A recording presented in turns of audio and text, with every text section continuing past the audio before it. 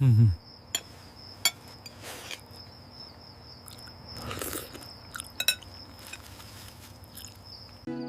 हाँ? अम्मी, आज मैं रोजा रखूंगा।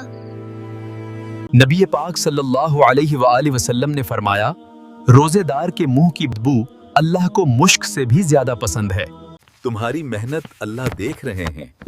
रोजा तुम्हारे दिल को साफ करता है। जैन, ले लो एक। नहीं यार, मेरा रोजा है, मैं नहीं खा सकता।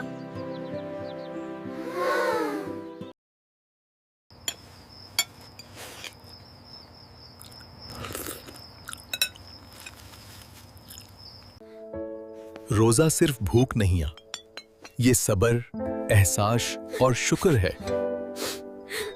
अल्लाह रब्बुल इज़्ज़त रमज़ान के ज़रिए इंसानों की तरबियत करते हैं कि हमें हर मामले में सब्र से काम लेना चाहिए।